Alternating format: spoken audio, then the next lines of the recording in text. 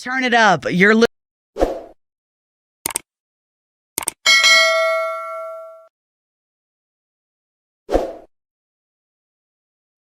listening to Live and Loud with the Lord, Nelson, that is.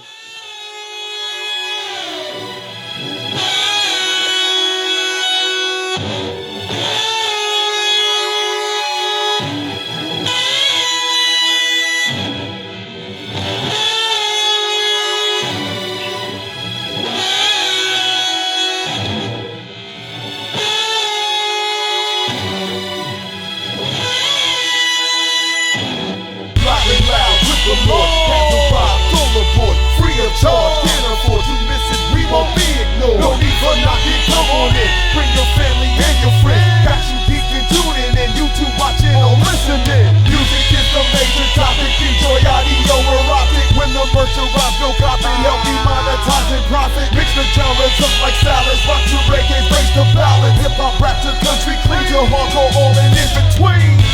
No matter if you're old or teen. Ladies and gentlemen, once again, we are back. It is Live and Loud with the Lord, Nelson, that is, and we've got an amazing guest and a hilarious young man, a DJ, a comedian. He's a wild boy. He's a wild guy. He smokes some gigantic cigars. Where's that cigar, man? Where's the cigar? Pull it back up, man. This one's going to be, this one's called Nick, N-I-C-K. I don't know if you can see that. But I went to a new cigar shop today. I've never even heard of this brand. Yeah. And he turned me on to it. It's pretty good. So, Nick, if you're watching, I'm doing this. You owe me a box of cigars, my friend. Indeed. So, ladies and gentlemen, we have Butch Coltrane, also known as Lemmy the Gopher. Many of you know about that. Hey, thank you, man. Thank you for being here. I appreciate you, man. I appreciate you. So man. No, come on, man. I always like to start it off to ask the question. I ask everybody these first two questions. Where were you born? Where are you from? I am from Columbia, South Carolina. Yeah. SC. Yes. That's right. Okay. So what's the best thing about being where you're from? Leaving.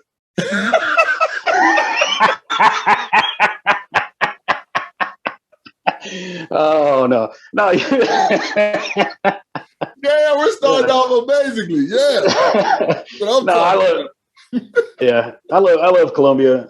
It's a little college town. I'm sure you know Columbia. Yes, indeed. It can get a little wild over here with some of these young kids around the college, and right. there's a few things to do. You know, I grew up right next to the river down there on the Ocongaree River, so I'm an old river boy. Gotcha. And I lived here until I moved out to Las Vegas for a few years, which was a culture shock. From Columbia out there, but we can talk about that in a minute. But that's where I'm originally from, and that's where I'm at now until I, decide what I want to do, and I never know where I'm going to be. Well, listen. When you have options, and you can say like, "When I decide," that's a beautiful way to be. That's called freedom, right there. That's called not having a wife and not having children. So I can just pick up and move. I got you. So what high school did you go to? I went to Brooklyn Casey High School. Went to BC. Went to BC for about, let's see, when did I turn 17? For about 2 years. Okay. And me and school never got along. So my mother actually told me to drop out. Really? Yeah. She said, I'm tired of waking you up. This is true. She said, I'm tired of waking you up every morning. Go to adult education, get your GED or whatever. But yeah, me and school never got along. But I went to Brooklyn Casey, old BC high school, and I lived so close to it, the bus wouldn't pick me up. I had to walk until I got a car. So yeah, that made me hate school even more. But that's where I went to high school. Hey man, you just keeping it real, staying true to the game, because everything's not for everybody, and that's just what it is, man. That's just the life that we live and lead, and that's what's going on. But respect to you, man. You know what? Business. That's right. I was never a problem in school. I wasn't, I would put my head down on the desk, and I remember one time the teacher woke me up because I was snoring, and I was getting a little loud snoring, and but I wasn't a problem. Me and school never mixed. I was never interested in it, and I'm dyslexic. bad. Mhm. So that had a lot to do with it too. Right. And I was never interested in it. And I thought I was going to be a rock star, which I don't know if that worked out, but You are a rock star though, on your level. that's right. I didn't need that school. I didn't need that school. Yeah, you were saying dyslexic. I know I have a friend who is also. So he speaks about things, the difficulties that, people with this dyslexia have, with learning, man. And back then it was way more difficult. They have so many programs now for it. It's just different. Yep. It's way different. Yeah. And dyslexia, when people that don't know hear about it, they immediately think that you just see stuff backwards. And it doesn't work. It's all kinds of crazy. I can look at a word, and if I just kind of glance over at it, it'll look like an entirely different word. And if I say it out loud, then that's an embarrassing moment because I just read something wrong. Right. And it affects your math skills. It makes you go bald, apparently. And it keeps you, it makes you short and fat, I guess. I don't know. I'm going to blame it all on that. I'm trying to get a check off of it if I can. Everybody else gets checks off of Unbelievable, man. Unbelievable. So, Butch Coltrane, what prompted the name change from Lemmy the Gopher? All right, so we know some of the same people. I don't know if you know a lady named Melanie Myers. I know who's well. Okay. She gave me the name. I first got into radio here in Columbia. They were having a contest, and it was called the new office Gopher. Okay. If you won this contest, you'd get a job at the radio station. Right. And so last minute, somebody said I should send a picture in of my little resume, whatever it was. And I sent a picture of me sitting on the toilet reading a newspaper. and I thank God for my buddy Daryl, who didn't mind taking that picture because that was a real. And trust me, he didn't see anything. Anyway, so I sent that in. Melanie thought it was the greatest thing she ever seen, which was crazy. And so last day of the here's our last contestant. His name is, and my real name is Shane. Shane, blah, blah, blah. So, oh, God, I can't believe. Anyway, so I get on there, and I'm always wearing a Motorhead shirt. Right. And so there's 4 or 5 different contestants. So they went around and gave everybody like a nickname. Because a lot of people in radio don't use their real names because you're kind of local and people can get to you. Right. So you don't really want to put your real name out there because the next thing you know, somebody's at your house. Right. And so she started calling me Lemmy because I was always wearing a Motorhead shirt. And, wow. And if you're a total moron and you don't know, there's a band called Motorhead, and the lead singer's name was Lemmy. See, yes, Russia is a big country, and Ukraine is a small country. Anyway, so I was Lemmy the whole time. I won the contest, so I was the new Gopher. So I was Lemmy, the new office Gopher, which went to Lemmy the Gopher. And as much as I love Melanie, I kind of didn't like that name, but it stuck. So I was kind of stuck with it. So I ran with it from Columbia to Las Vegas. And when I had a chance to change it, I didn't, like a moron. Okay. So then it got popular in Las Vegas. Anyway, I just kind of never liked it. I always had people would call me Lenny. Or they wouldn't understand what Lemmy was. Right. And there was one time I was at a tattoo parlor for the radio station, and the host of the show said, "Go down to such and such tattoo parlor and meet Lemmy." And I'm telling you, a whole group of people showed up thinking they were going to see Lemmy Kilmeister from Motorhead. Right. And I thought I was going to get stomped. So it got to where, there's only one Lemmy Kilmeister. Right. And so later on, just to sort of simplify, and not to mention, unless you have an artist page on Facebook, they make you use your real name now. That's right. And, that's right. Butch Coltrane is a stage name. I don't mind telling everybody that, but it's an actual name, so I could use it. If I typed in Lemmy the Gopher, it wouldn't let me use it. So, so I just went, and I started actually with Bubba Coltrane. And that kind of, I'm confusing everybody. This is why nobody knows who I am. And then turns out there's another band out there named Bubba Coltrane and the Trainwrecks and whatever it was. So I said, look, I'm gonna go with Butch. I'm gonna leave it alone, and I'll just tell people, AKA Lemmy the Gopher, and we'll go from there. So that was a long story that was not interesting at all. No, it was interesting because you spoke about how you got into radio, because that was the question I was going to ask you, but you've already answered that. So that's beautiful. All of that ties in. That's love. Yeah. Well, when I was a kid, first I wanted to be a chef, and I'm saying, hold on. Let me say this. I've seen some of your cooking stuff. The videos that you know, I watched some of it. Yes, indeed. Okay, go ahead. I'm sorry. Look, I'm not bad. There's a reason I'm fat. I'm not bad, but I wanted to be a chef to begin with, and then I discovered professional wrestling, and then that's all I wanted to do was be a wrestler. Right. And when I was a kid, that's I didn't care if it was Sunday. We'd go to church, and then the wrestling back then it was called the NWA. Yeah. I'd come home from church, and if it didn't come on for whatever reason, or if I miss it, I would cry. I hate it. You know, I loved it. Of course, now I think it's ridiculous, but at the time, I loved it. And then later on in life, when I discovered music, then that was it. I was going to be a guitar player and a rock star and a singer and a songwriter, and all of that stuff. So that's how. And I used to say, well, you know what? If the rock star thing don't work out, I can always be a DJ on the radio. And I'm not even joking. I used to, because at that time, I got to an age where a lot of old rock stars were doing shows on the radio. Got you. Yeah. And, you know, like David Lee Roth and whatever. And I said, okay, well, apparently I can do that. And so then my interest and it just kind of worked out that way. I ended up on the radio. So. Oh no, man, that's love. That's love. And then you say the wrestling. You know, when I was out there doing my research, I hadn't seen the match you out there with the guy. His name. But listen, but I was like, man, so I'm watching it. I'm watching this match. And I'm like, he's really good out there. I was like, man. I was like, this was really, I enjoyed it. You know, we all watched wrestling when we were young, you know, here, Mid-Atlantic Championship. See, I'm older than you, but Mid-Atlantic Championship Wrestling and NWA, and then, of course, Georgia Championship Wrestling.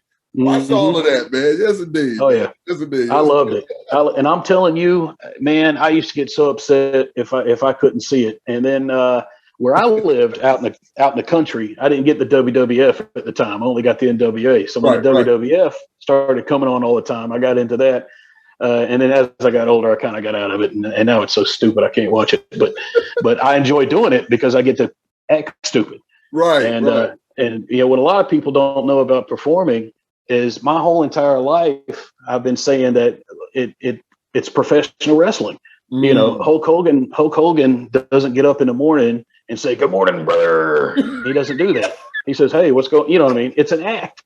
My whole life is an act. Entertainment, man. Entertainment. So I take that mentality on the stage, and when I'm playing, I pump myself up like I'm a wrestler. Right. And then you turn it on, and now you're electric, and now you got the neons going, and that's how you do it. And then when you come home, you turn it off and you watch TV. And that's what I do. Exactly.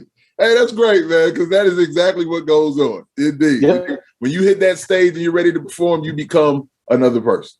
And you become. Well, you know what I say? People that, you know, this whole somebody's trying to do something, no matter what it is, and they'll get advice from a friend, and the friend will say, "Look, just go in there and be yourself." Right. And that's probably why things aren't working out for you, because you're being yourself.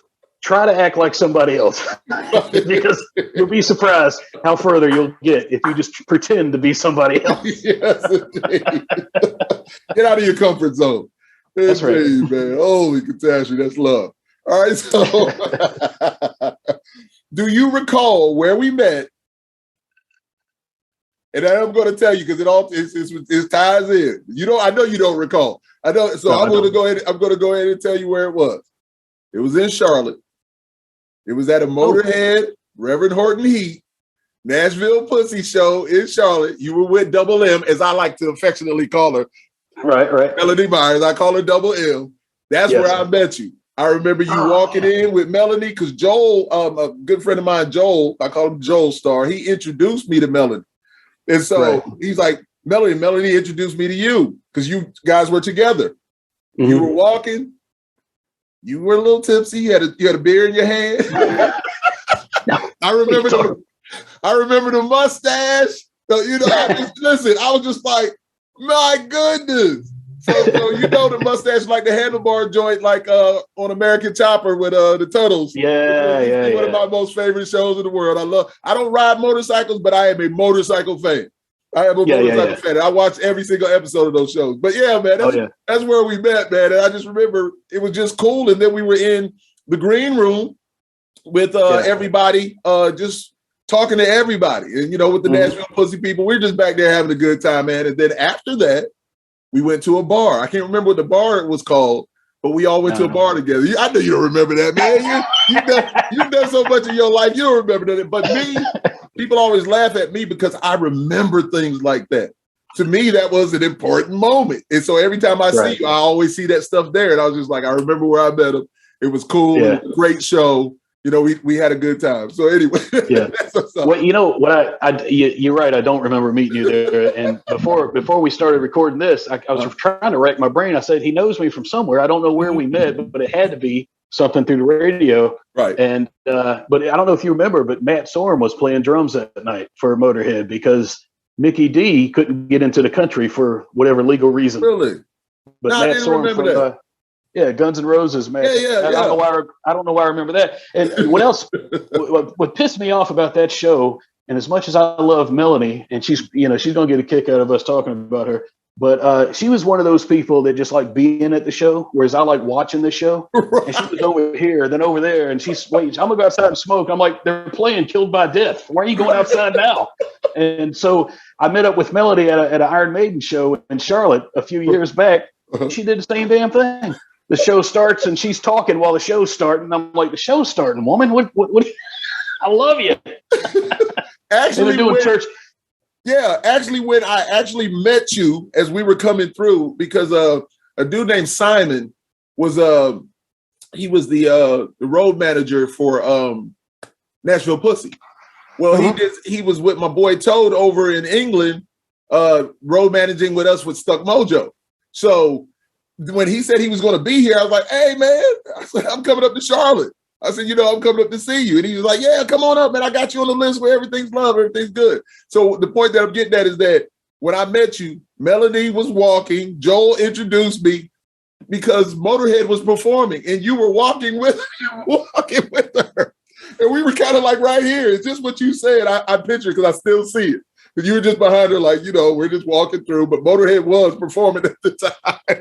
It was driving me crazy. I wanted to stop and watch the show, but I felt like I had to hang out. And so she wanted to go outside. I went outside. Yeah, and I'm thinking that, but that was a loud show, by the way, wasn't it? Yes, it was a very loud show, but it was great. It was fantastic. I loved it. And Melanie's so great. I love her to death. Yeah. She got me into radio. If it wasn't for her, I wouldn't be sitting here talking to you. So God love you, Melanie. Hugs and kisses. And yes, I'm glad she's doing well. No, yeah, indeed. I'm glad she's doing better, man. Love her, man. She's great at what she does. And I wish her nothing but success, man. She'll continue, man. She'll be all right. Yeah, indeed. So how many radio stations have you been a DJ or worked for? Two. Just two. It's just two. Yeah. Okay. The one in Rock 93.5, which was in Columbia. Yeah. That's where I got my start. And then a station called Extreme Rock Radio out in Las Vegas. Right, indeed. And that's it.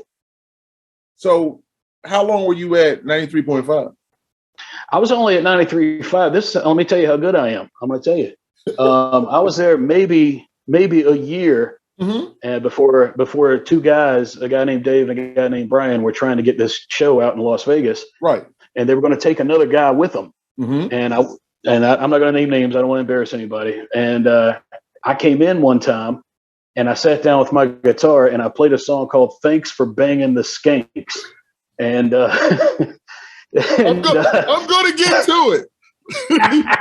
Let's go ahead and say awesome.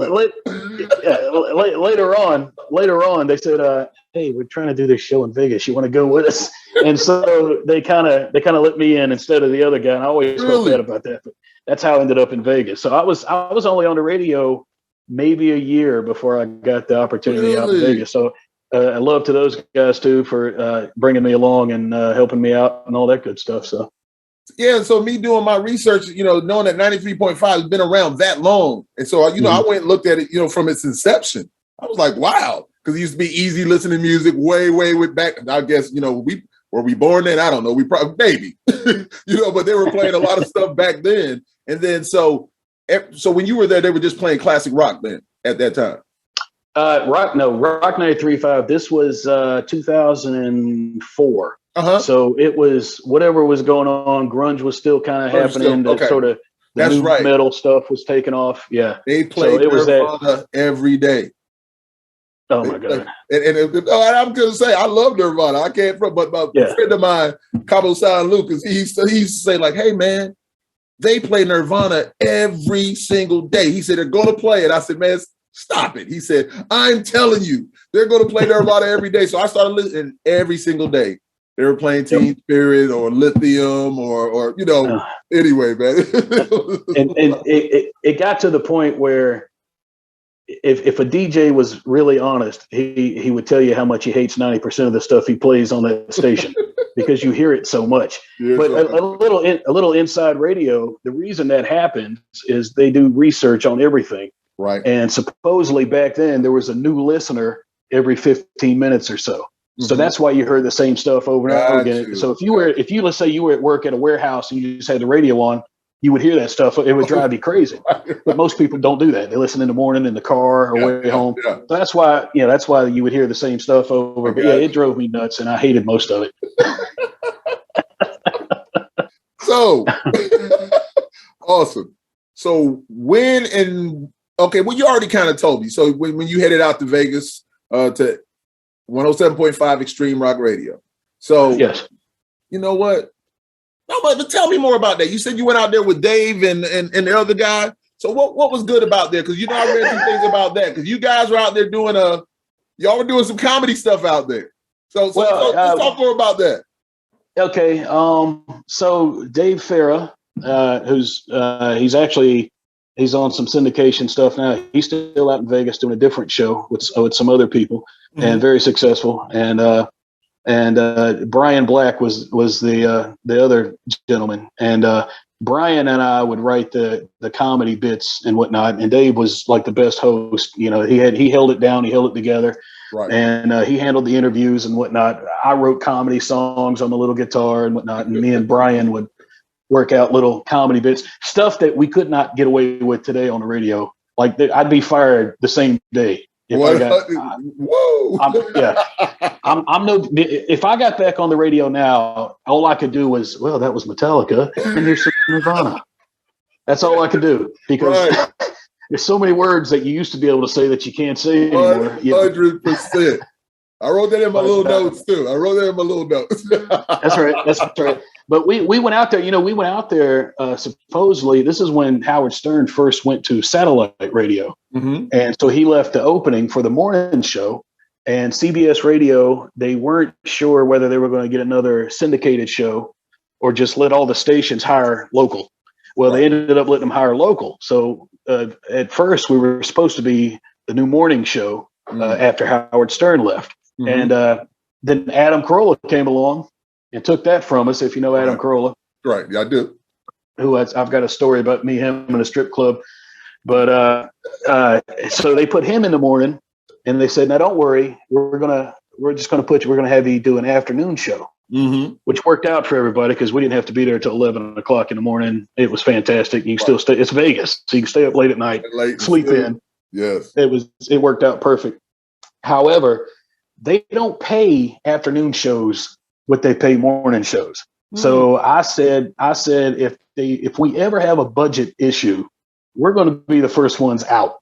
Got you. And I was right about that. 2008 came around and the economy collapsed and all that good stuff, and we were gone. They didn't renew our contract, but it was a great time. It was a great learning experience for me. And I wouldn't trade it for anything. I don't remember a lot of it because I may have drank a little bit back in but I met a lot of people, met a lot of celebrities, and had a great time. So is that when you transitioned to comedy? Because I used to keep in touch with you about the comedy stuff, and I used to watch some of your shows and things like that also. So is that when you transitioned into comedy? Yeah. Well, what happened is if you do a radio show like we did, you get a lot of opportunities to do stage announcements for whatever band. So let's say Korn was playing at House of Blues, and I'm a huge Korn fan. Right. Are you? And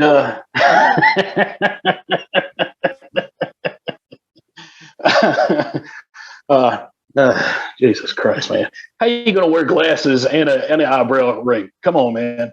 Anyway. I'm glad I took my glasses off so you didn't clown. No. Oh, I don't have.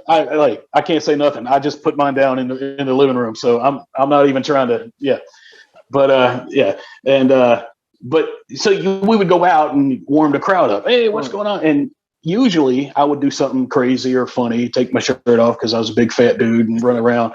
And it just kind of led into, hey, you want to come host this show over here? And every time I did it, I would crack jokes. Right. And it just kind of went. And next thing you know, the people wanted me to host like comedy shows.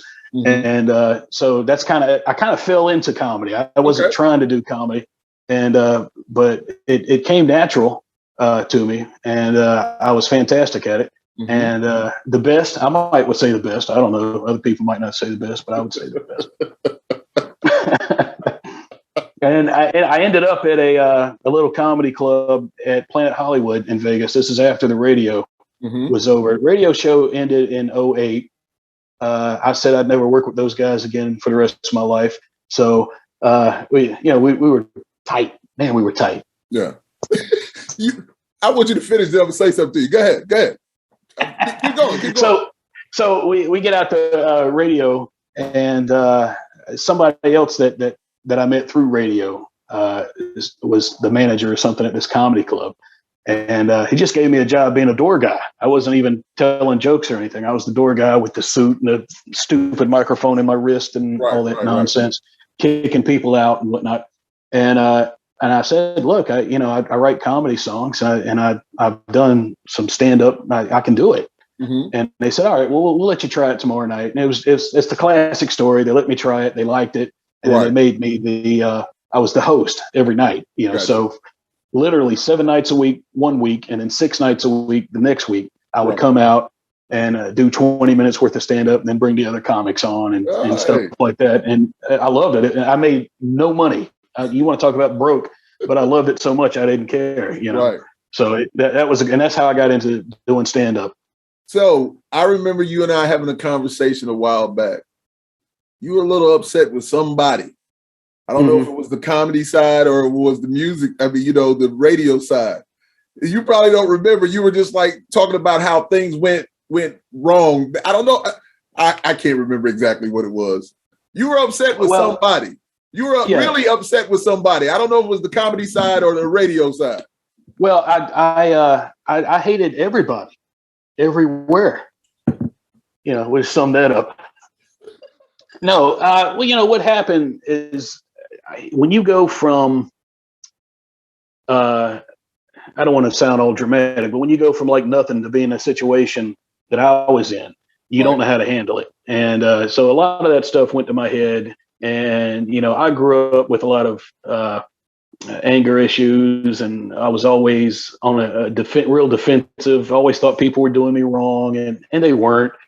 And for all three of us, it was a 3-man show, me, Dave, and Brian. That was the first time we did a show like that.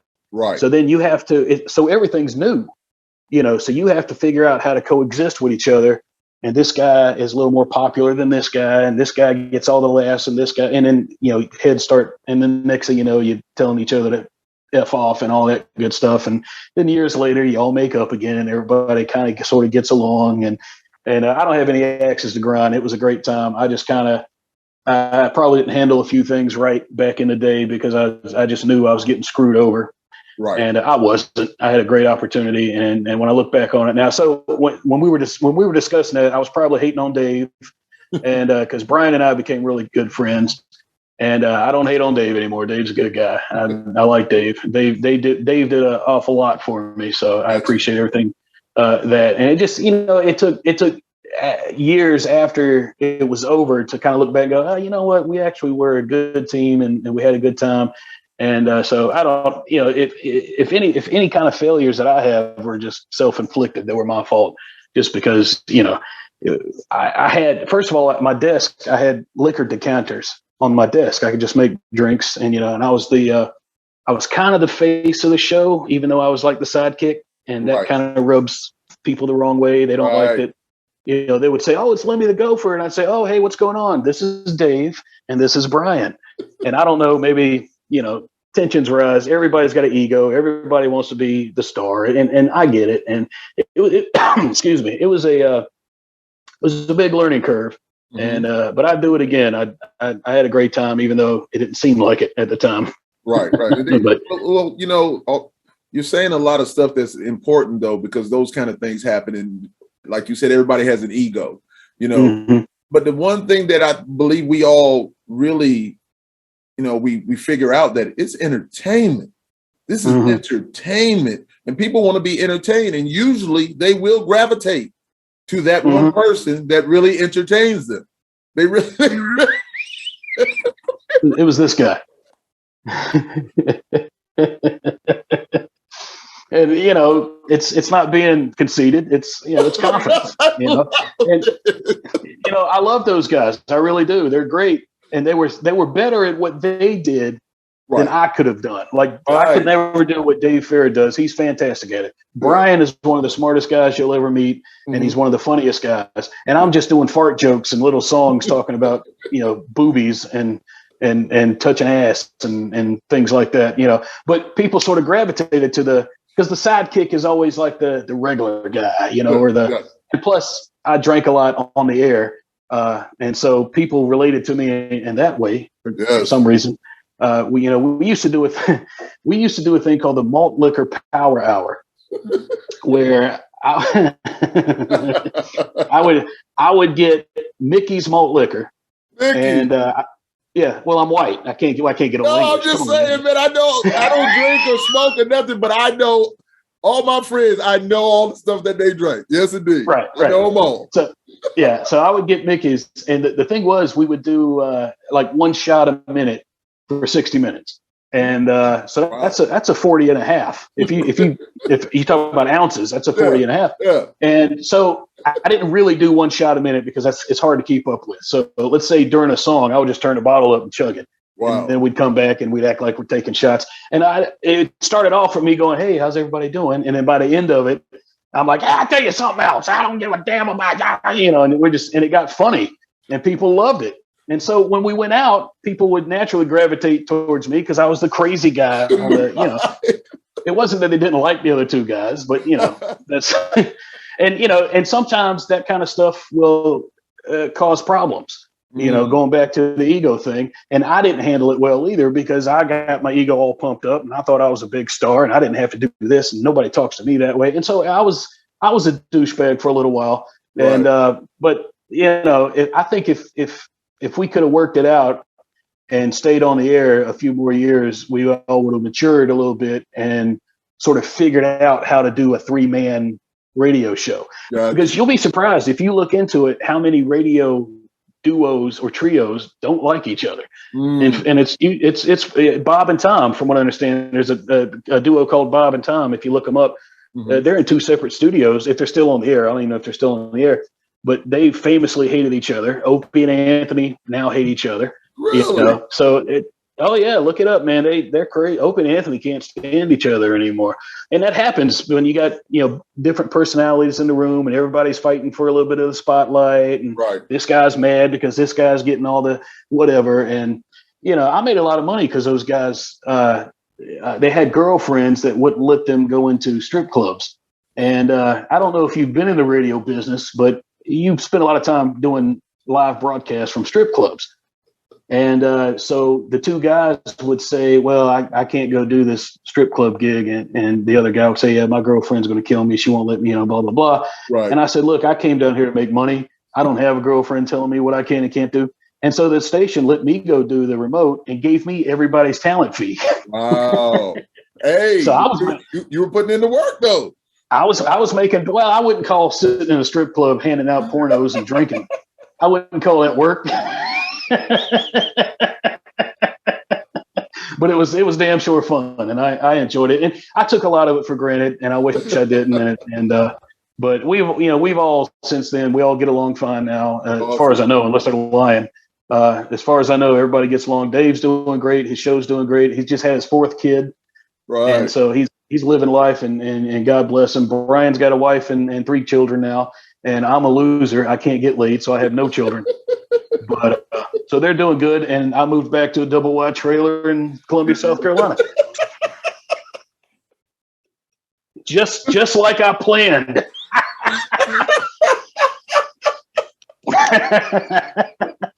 Hey man, you just gotta live life, man. That's all it's about. As long as you're happy, man, it doesn't matter, man. You got the biggest house, the smallest house. It's all about your happiness. Oh, man. I know, man. It's all about it. So now you are a wild dude. So now you mentioned it, and so I'm going to ask it anyway. So can you tell the Adam Carolla story about the strip club? Or well, it's I mean, it was a regular live broadcast for radio, so it wasn't anything crazy that happened. What I don't know, back in the day, now we're talking 2007, 2008, 6, 7, or 8. I can't remember. This is when the UFC was really hot, and you had guys like Chuck Liddell and Tito Ortiz back in the day. Yes. I couldn't tell you who's on now because that's something else I don't watch anymore. But so I don't know if you know a guy named Frank Mir. Frank Mir was one of Brock Lesnar's first matches in the UFC back in the day. Mm-hmm. And if you remember the first fight between Frank Mir and Brock Lesnar, Frank got him into some sort of ankle lock and made him tap out. That's right. Right. However, I know Frank Mir won that fight, but when he stood up, he looked like he got hit by a truck because Brock Lesnar was a beast at that time. Big boy. So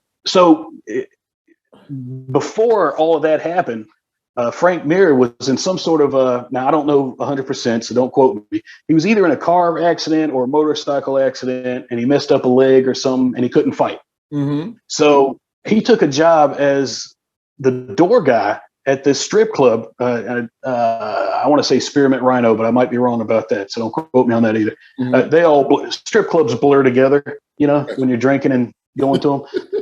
And so I was supposed to meet Adam Carolla at this strip club where we were just going to go inside and, do our breaks on the radio and have some drinks or whatever and have a good time. And he's cracking jokes on me, and we're out in the parking lot. So we got to open up the door, and Frank Mir opens the door for us. Wow. Right. So we're looking at, I said, that's Frank Mir's the door guy here. He's a bouncer. And so I picture Frank going, are we going to have any problems tonight? No, Mr. Mir, we're not going to have any problems tonight. When you acting up at a club and Frank Mir tells you to leave, you might want to leave. You might want to settle down. So that was just the Adam Carolla story. We were hanging out, and Frank Mir was the bouncer, which blew my mind. Wow! But then he got better and got back into UFC and whatnot. So nothing crazy happened except for strippers spitting into each other's mouth, which I thought was the most disgusting thing I've ever seen. But I couldn't stop watching it.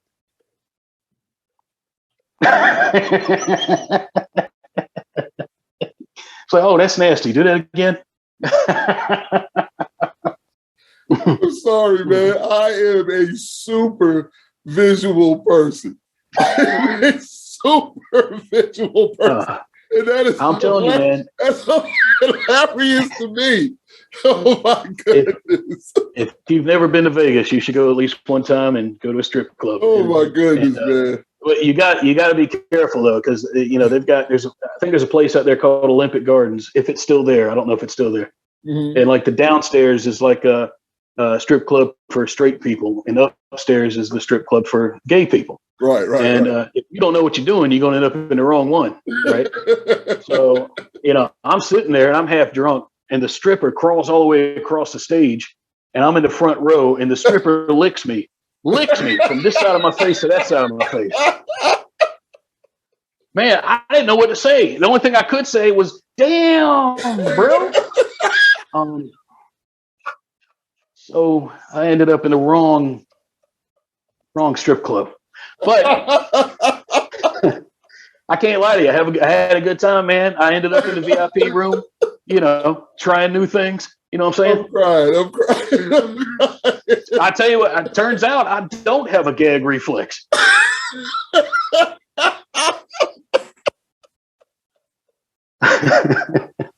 That's old jokes. Oh my goodness. Holy goodness. Yeah, things can get crazy in Vegas. Oh my goodness, man. Oh, give me a moment. Awesome, man. That's awesome. That's really awesome. That's great. Great story. No, I'm crying, man. I'm crying.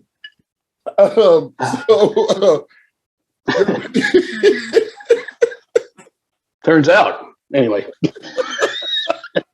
I didn't know, Yeah, it's like, you don't know you like broccoli till you try it. You know what I'm saying? And next thing you know, you're choking on broccoli. Yeah. That's why, they say what happens in Vegas stays in Vegas. Because you like, don't tell anybody what I did last night, please. But it was a good time. We had a good time. Wow. So your parody songs are hilarious. So thanks for banging the skates. Thanks for banging the skates. And Eating Out are my favorites. Thanksgiving is probably one of the first ones that I think I saw. Thanksgiving is a classic one. Right. So what or who inspired these songs? Thanks for banging the skanks. We had a guy that was leaving the radio station in Columbia, I think, and I wanted to write him a song, just thanking him for everything. Right. And it just, thanks for banging the skanks came out. It wasn't true. It was just me picking on him or whatever, and it just turned into something. Ladies and gentlemen, if you get an opportunity, you got to go out there and listen to all of these songs because they're all hilarious. Even the skit you did about the holidays, like the Christmas one. Oh yeah. Ho ho ho, hookers and blow was a. I got a story about that song. I was in Vegas writing that song. I was like. It was 3:00 in the morning because that's when you write songs like "Ho Ho Ho, Hookers and Blow" is at 3:00 in the morning. And some dude had called me from Columbia, so it's midnight in Columbia if it's 3:00 in the morning. And he was accusing me of trying to bang his girlfriend. The problem was, it wasn't his girlfriend. She was married to a friend of mine, and they were hanging out. And she had left her cell phone in his car, and he saw my number, decided to call me up and tell me he was going to stomp my ass and all this stuff while I'm writing this song, by the way. So in the middle of writing "Ho Ho Ho, Hookers and Blow," I got some dude on the phone telling me next time he sees me, he's going to kick my ass. So I asked him if he could pick me up from the airport when I got there. So that's the story. It's not the best story, but that's what happened. Awesome, during Ho Ho Ho. But listen, good. So, yeah, some of the if you Google or if you look up Lemmy the Gopher on YouTube, most of those videos aren't mine. Somebody else posted them. I lost a lot of that stuff when a hard drive, crashed. So if you go to Butch Coltrane on YouTube, you can see some of them. And I got real songs on there too. I call it love songs, hate songs, real songs, and fake songs. Right. And I've got a tune up there called "My Baby's Mama Ain't No Good." Right. Which is some kind of redneck country tune. It's not really even funny, but it's because I know a baby's mama that ain't no good. So a lot of those songs, and the Thanksgiving, it's funny you talk about a Thanksgiving song because that's one where I use the word retarded in it. You used a few things are not allowed. You say you couldn't just say them today. No, that's right. I'd get fired today, right? They're trying to cancel you so badly. And that's I mean, what are they going to take from me? I don't have anything, so they can cancel me if they want to. And I don't believe in any of that stuff. Say whatever you're going to say, but you can't be on the radio anymore. I'd get fired quick style. But that song was. It was just me. It was loosely based on my family. Instead of, I wouldn't necessarily say my brother was gay, but it was my brother. I would say my nephew, because I didn't want to, because I got to go to my actual family's house at some point and put so you wrote a little song about us, huh?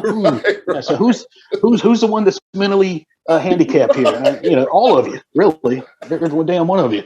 But but yeah, so if you look on YouTube, those are videos that other people have posted. Okay, but show them some love, and I need to get around to re-recording all that stuff and putting it on my own channel. Yeah. I'm just kind of lazy and haven't done it. Hey man, but ladies and gentlemen, please, they're hilarious. Just what's the one? Now, is Eating Out the one? That's not the one with Linkin Park that you did with Linkin Park. What's the one? That is it. Okay. Yeah. Okay, that's Eating Out. And when it gets to the point, I'm eating out because my woman can't cook anything. Whoever's listening doesn't think it's some sort of sexual nasty, whatever the hell. It's a song about my woman not being able to cook. Right. And if you know the song, it was called "Bleed It Out," I think. About when Chester Bennington hits that high note, and I hit that note in the studio when I was doing mine, and I couldn't believe I could do it. Like, I don't even know if I could do it now. That one day, all the stars lined up, and I'm doing the whole thing. I'm like, damn. I'm going to say that was fun. Excuse me. The way that me being an artist and me being a writer, the way that you ran those verses, you even get to the chorus, right? Amazing. Well, you know what I did? On point and amazing. Well, thank you. I really appreciate that. I'm telling you, because I'd be like, oh, he's just it's whatever. But I was just like, he's into that. I said the flow was amazing because you were riding the beat. A lot of people won't ride the beat. It's like you understood the vibe of the song and you did it beautifully. So I just wanted to say that, most definitely. Right. Yeah. Well, if I was telling the truth, it was an accident. I don't even know what you're talking about riding the beat, but whatever. It just worked. But you know what I did with that song is I took the original song. Yes. And I would play it. I'd play the first verse and stop it. Mm-hmm. And then I would try to write down what I thought would fit in that verse that also rhymed. And then I would play the next verse. Yes. And that's how I made that particular song. Now, I got to tell you that song, Brian Black handled the music on it. Mm-hmm. And it was sample, and he chopped some stuff up, put it together. And I think he had a buddy of his, if I remember correctly, play the drums on it. Mm-hmm. So that song wouldn't happen without Brian. So God bless Brian. And then I have another rap for Easter that disappeared, but I'm gonna put it back up here in a couple of days because Easter's coming up. Right. Talking about my marshmallow peeps. You know what I'm talking about? Marshmallow peeps. Yeah. It's called My Peeps. And I've seen that before. I remember it. Yeah. Okay. I'm gonna put it back up here in a few days, and then you'll hear it. And that one I enjoyed too. That was kind of funny. And the truth is I hate Peeps, but in this song, I can't stand them. But in this song, I love them. But that'll be up. So you can go to Butch Coltrane over on YouTube, or you can hit me up, Butch Coltrane on Facebook. We can be friends if you want to be. I'm not really public. But I'll accept your friend requests, and then I'll keep everybody up to date because I'm a regular musician too. I go out and play. I think that's why I have so many different names because Lemmy the Gopher isn't going to mesh with a real love song type. You know what I'm saying? So I never could figure out how to make it all work together. So I said, well, I'll have a name for this and a name for that, and all I do is confuse everybody. So that's why nobody knows where I'm at. Oh man, it's all awesome, man. You're doing work and handling business. So. You kind of touched on it. So what's going on in your world right now professionally? So what are you planning on doing? What's going on?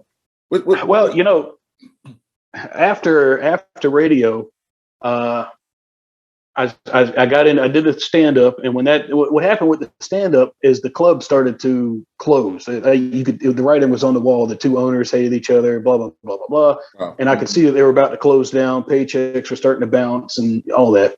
Right. And you start realizing how many shady people are in the entertainment business. Yes. And so I got out of there. And the problem with that being I was the house host every night. Mm-hmm. So I never had an opportunity to go out to other comedy clubs in Vegas and play. Mm-hmm. So when this club closed, nobody knew who I was on the strip. So it's not like I can just go down to the Laugh Factory and say, hey, I'm Lemmy the Gopher. And, they didn't know me. Right. So I said, well, let me back up to the chalkboard and figure something else out. So I moved back to Columbia, and I moved back out to Vegas a couple of times. I live in Columbia until I hate it, and then I move out to Vegas until I hate it. You said I move back here until I hate it. Yeah, but Mama's here, so I got to come back here because this is where Mama is. Of course. And so after that, I got into just DJing. I love to DJ, and I'm not scratching and mixing. No, right. I'm DJ press play. Right. I'm like, we're having a party. I'm just playing the music. But I was so good at being a radio DJ. I was so good at figuring out what songs to put in a row to make the party jump. You know what I mean? Mm-hmm. And I got really good at it. And there's no I'm not making new versions of songs. I'm just playing, like a human jukebox. Right. And I really liked it. And I did that for a few years. And I just did that exclusively. And I didn't really play. I don't know how much time you spend in Columbia, but there's not a big scene here, especially if you want to be an original sort of person. Right. If you want to go out and play a bunch of cover tunes on your guitar, you can make money that way or whatever. But I don't like doing that. So I try to figure something else out. So I started DJing, and then I started DJing weddings and parties and and I still do it. It's been a while since I've done one, thanks to COVID and all that. The last 2 years I haven't done anything, and it's all the First of all, I don't mind telling you that I will never get a shot for anything, Right. and I'm done wearing masks. So I would just rather stay home than go out and mess with all that. And all that stuff's starting to ease up now. It is. And so hopefully I can get back out there and start playing some gigs. And there's really no comedy clubs around here in Columbia that are really worth anything. The closest one is 2 hours away up in Greenville. Mm-hmm. But I got to get off my lazy rear end, get in the car, and go down there and start recording. I haven't done comedy in so long that I pretty much have to start all over again. And, any videos that I had are gone from a hard drive, not, crashing. So I've got to start all over again, but I'm not worried because, even on an open mic, I go up there and look like a superstar, because I'm that good, Lord. I'm not gonna lie to you, But as of right now, I've been on the longest hiatus. Half of it because I'm lazy and I like watching TV, and the other half is because I like making excuses for I'm everything. It's like I'm all the talent without the necessary drive and ambition. Okay. And you have to have all three of those. Right. And I've got one. I've got some talent, and then I've got something in the refrigerator I want to heat up and eat instead of go out and try to get gigs. You know what I mean? But this, just doing this with you is really, because honestly, I can't thank you enough, because I'm like, wow, somebody's thinking about me enough to want me on their podcast. And, maybe it's time for me to get back out and just start doing my silliness. And whether it's Lemmy the Gopher or Butch Coltrane, doesn't matter. But you got to be out there handling your business, man. You got something the public loves and will love. And now, man, you got to handle your business, but whenever you're ready to do it, because once again, as I say, man, it's your life, it's your show, and if you're good, then you're good. I try to tell everybody, man, I just want to be happy. I don't have to be a billionaire. I just want to be happy. Now that would be an asset that I'd welcome it. Sure. But I just want to be able to smile and just even having this conversation with you is good for me. I'm telling you, I'm having a good time, and all the people that I've had on. And I've had tomorrow on my show. Well, this will be after that. But anyway, tomorrow on my show, I've got Corey Lowry from Stuck Mojo and plays in Cedar now. That's my boy, And so I had Frank Fonseray, Eric Sanders, Tu Madsen from Denmark. I'm just reaching out to people, man, around the world and just saying like, hey, I'd love for you to be on my show. Let's talk about music. Let's talk about what's going on with you. So this right here, it's all about you, man. And I just got respect for you because ever since I first met you, we've kind of kept in touch through Facebook and things like that. And I followed you and I've seen you doing your thing. So, I applaud you, man, and just continue success, man. Handle your business. And, hats off to what you got going on right now. It sounds fantastic. Is it Plastic Catastrophe? Is that what it is? Yeah, Plastic Catastrophe with Lord Nelson. I don't know if we're going to flip the name up a little bit. Some people are saying like, hey, because Lord Nelson, more people know Lord Nelson. I don't know what we're going to do, but we're working on a beautiful project right now, pulling in some other people. Think we got them in there, a few bigger names, but the album is really pretty much done. But we're just taking our time and making sure it's right. We want to make sure it's right, all the sounds and everything good. So, yeah, man, I'm having a ball. Everything that I'm doing, I'm having a ball and I'm enjoying it. I talked to Double M a few times and I'm saying, let me know when you're going to be on the show, Double M. Let me know when you're going to be on the show. I only really ask people twice. I'm not one to stress. That's right. I don't do that because I know a lot of people and I'm going to have fun. So whether not everybody wants to get on the show. Right. It's fine. Yeah. No, I love it. I love it. Exactly. So it's all love. Back when the whole podcasting thing first started, I did 3 episodes called Lemmy the Gopher's Shitty Podcast, and it was just that. It was more of a bit than a podcast. I was putting little sound effects and whatnot, and it wasn't really a podcast. And And like most things, I'll dabble in it and then walk away from it, which is an issue that I got to get over because you end up not doing anything. So I like doing the little funny videos every now and then. And dude, I'm not smart at all. I use my phone. I don't have the proper lights. I don't have anything. Hey, I think, a lot of people don't care. You just do your thing, say whatever joke you got going on. It's your content. They want you. Yeah. They want you. They want to know what you're going to do. They want to see that. They want to hear that. They want to hear Butch Coltrane. They want to hear Lemmy the Gopher. That's what they want to hear. Yeah. You want to hear something crazy? What's that? Honest to God truth, I don't care if anybody believes me or not. Jimmy Fallon is my first cousin. Really? You said first cousin? Just make a little phone call, Jimmy. That's all you got to do. I ain't trying to be famous. I just want to work. All right. That's all you go. Hey, here's my cousin's coming over tonight. Give him money. That's all I want. I don't need to be on your show.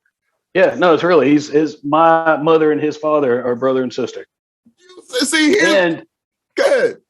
So you thought the show was over? No, I pulled you back in. You about to wrap it up? No, I wasn't trying to wrap it up. No, I've got one more question for you. No, but listen, that's good. No, that's beautiful. So so when you said you guys are related, you say your first cousin. So when you say first cousin, I'm like, wait a minute. First cousin, that's mom or dad relate, you know what I'm saying? Yeah. Mm-hmm. So wow. Yeah. Well, what was unfortunate about that is we didn't really grow up together because my whole mother's side of the family from Brooklyn, New York. Mm-hmm. And then she moved down to South Carolina for some reason and met my dad. So I was born in South Carolina. So half of my family are from Brooklyn and the other half are from here. So the family reunions are strange. Half the room's the mob, the other half's the clan. I'm just kidding. I'm bullshitting with you. That's not true.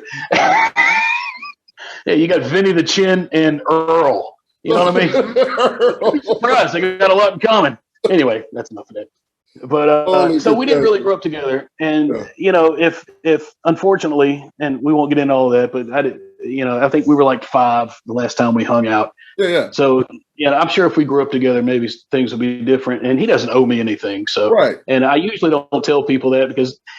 So the funny thing about Jimmy is when he first got on Saturday Night Live, I would tell people, he's my first cousin. He just got on Saturday Night Live, and people, their first thing is to not believe you. Are you lying? Whatever. Right. And I used to say, if I was going to lie about being related to a celebrity, I'd pick a bigger name than Jimmy Fallon. And now he is a bigger name. He is a bigger name. Gigantic. Wow, man. Yeah. That's crazy. But if something else, if you research siblings in comedy, Jimmy Kimmel's sister is a comedian and Chris Rock's brother is a comedian, but you don't know who they are. It's like this unwritten thing. Like, only one person out of every family can hit it big. So I got you. Jimmy beat me to it. And so now, I'm live from the double wide. Well, my thing was, I used to tell my kids all the time, Lord Nelson, but my last name, it is Nelson. And I used to tell them all the time because I was a big Prince fan. So it's Prince Rogers Nelson. I was just like, we're related to Prince, right? I used to say it forever while they were growing up. And then, finally they were just like, I was just like, nah, well, maybe not, but maybe. It's possible. You don't know. You got to get on that. You got to get on that Finding Your Roots.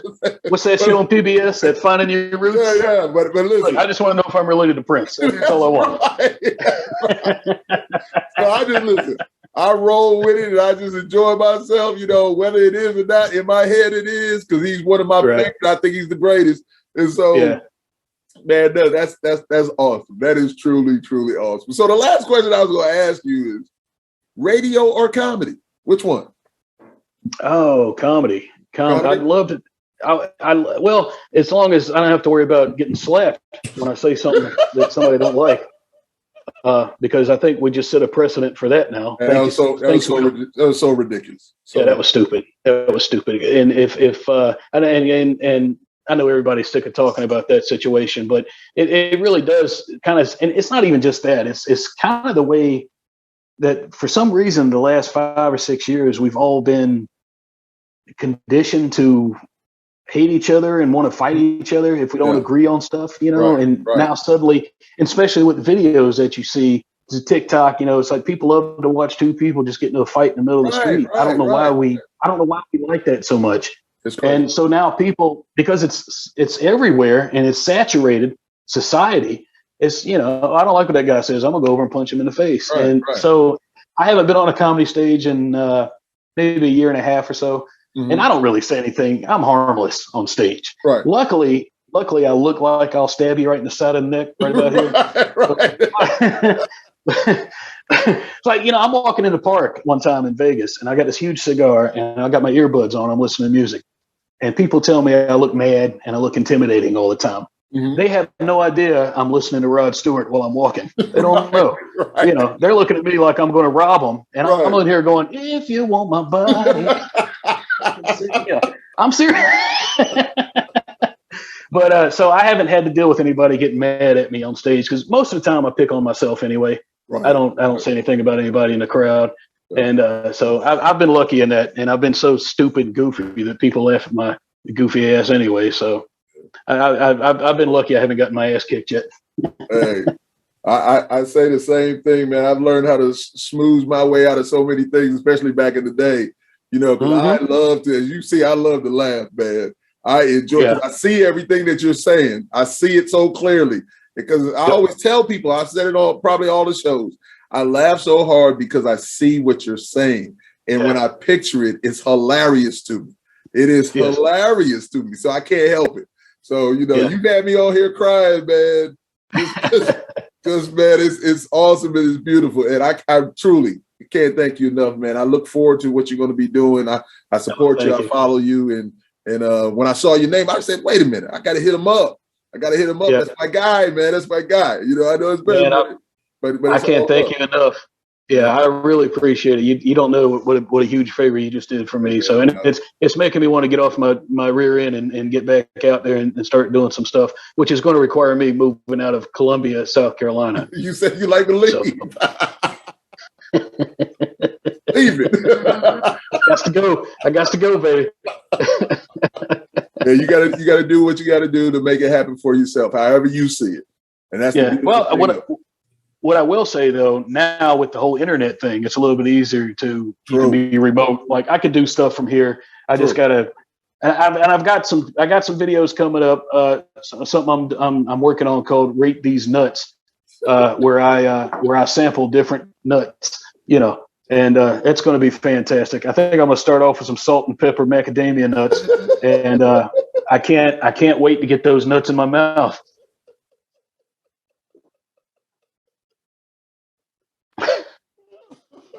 I'm not even joking. That's happening.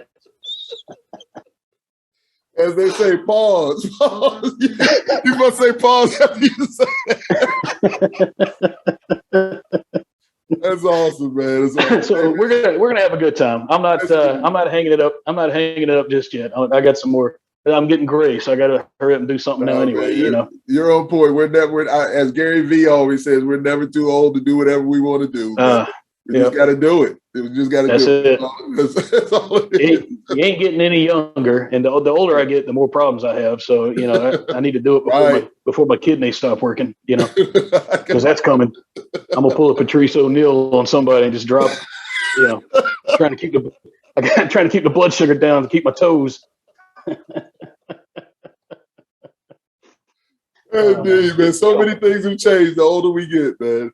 Oh my gosh, dude! You hurt yourself in your sleep. Like I wake up in the morning, like I don't know what I was dreaming about, but whatever I was lifting, I wasn't lifting with my legs. Whatever it was, I don't know what that's all about. But yeah, it's crazy. No, so yeah, we need to.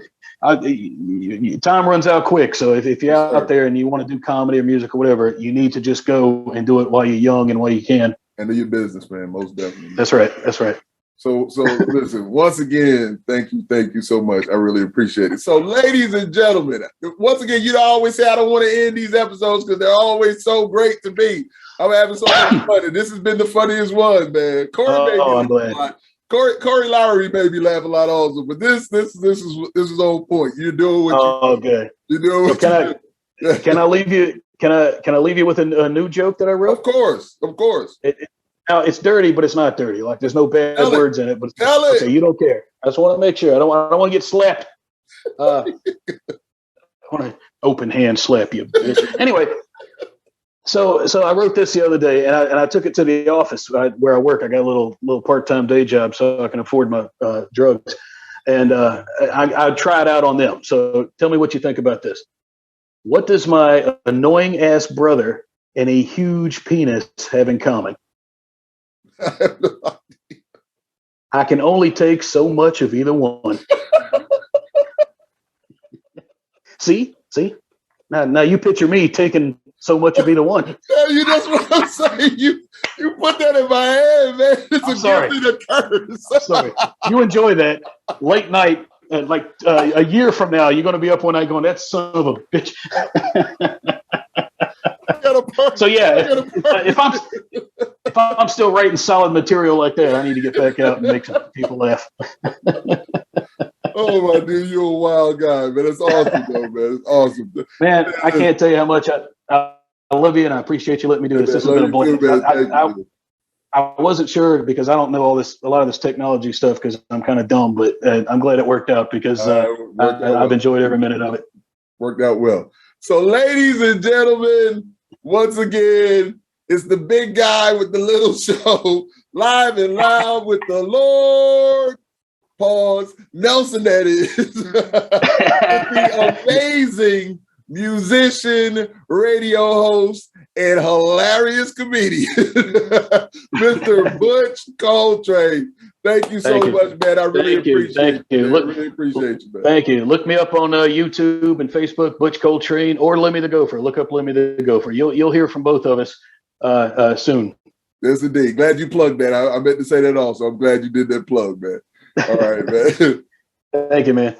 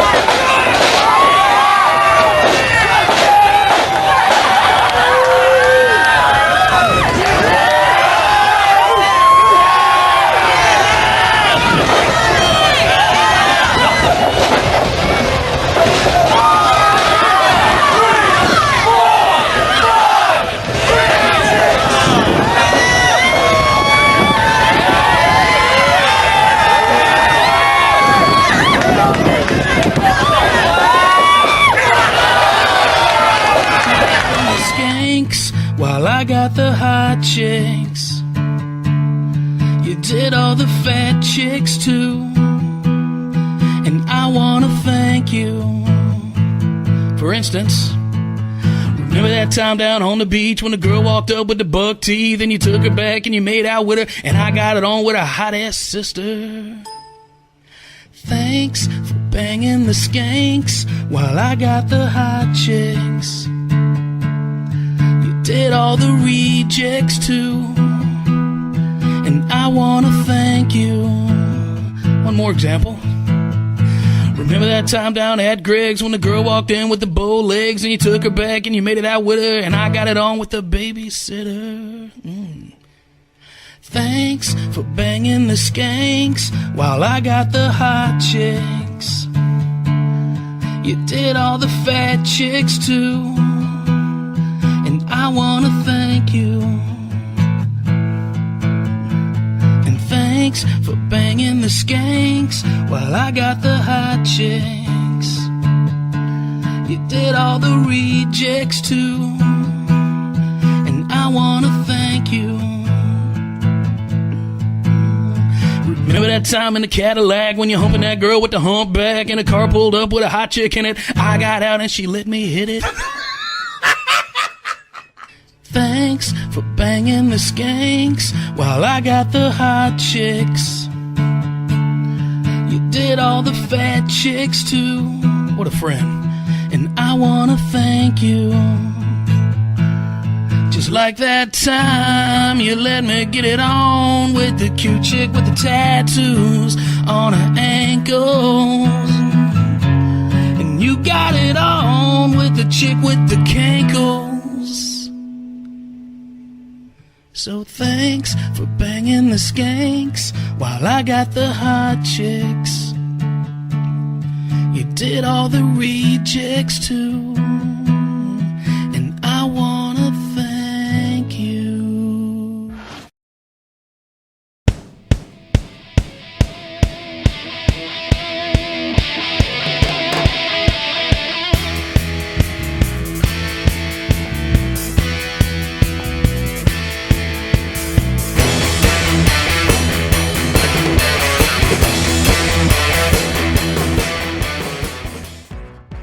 We all want safety in our homes, but we've all removed the batteries from our smoke detectors from time to time because they're annoying and impossible to reset, right?